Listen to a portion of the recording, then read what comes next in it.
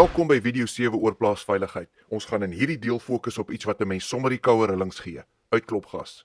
Daar's tekens na sommige plaasaanvalle wat bestudeer is gevind dat uitklopgas gebruik is of gebruik sou word as 'n aanval nie afgeweer is nie. Kyk gerus na die video van James Monroe waar hy praat oor hoe uitklopgas hom, sy gaste en selfs sy honde uitgeskakel het voor 'n plaasaanval. Uitklopgas laat iemand wat dit inasem in 'n diep koma-tipe slaap val terwyl aanvallers die huis oopbreek en soveel geraas maak soos hulle wil. Die uitklopgas wat inbrekers gebruik, blyk meestal koolstofmonoksied te wees, wat 'n mens nie moet verwar met koolstofdioksied wat by jou motor se uitlaatpyp uitkom nie. Koolstofmonoksied is kleurloos, reukloos en smaakloos. Dis amper onmoontlik om agter te kom jy's besig om dit in te asem. Daar was al heelwat spekulasie oor presies hoe uitklopgas gemaak en gebruik word. Daar's byvoorbeeld gespekuleer dat sprei en koek gebruik is in die video hierbo. Ander kere het mense beweer dat misdadige CD's brand om uitklopgas te vorm. Polisieondersoeke het egter gelei na kriminele wat erken dat hulle uitklopgas maak deur moetie te brand.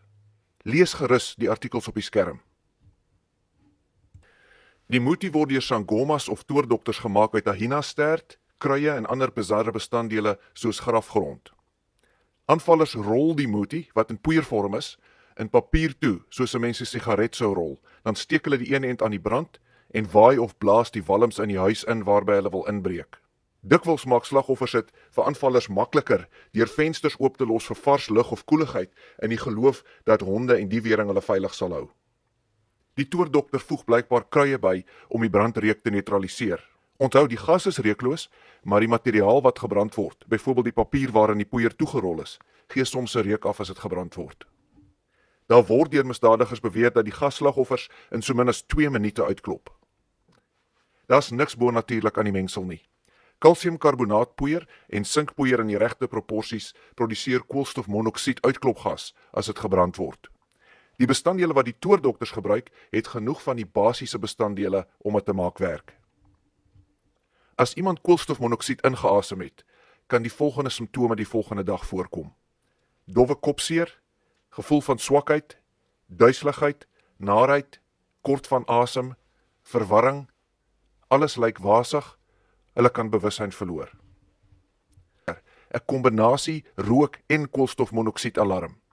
Dis goedkoop en 'n mens kan 'n eenvoudige model kry wat met batterye werk en wat jy iewers kan vasplak. Installeer 'n kamera wat jou waarskuwingsseine stuur of enige ander tipe alarm wat aan sensors gekoppel is, byvoorbeeld 'n drive-by alarm, om jou te waarsku as iemand rondom die huis beweeg. Sommige van hierdie dinge is baie goedkoop, baie eenvoudig en 'n mens kan dit self doen. Dankie vir jou belangstelling. As jy 'n familielid of vriend het wat by hierdie reeks kan baat, vertel hulle daarvan.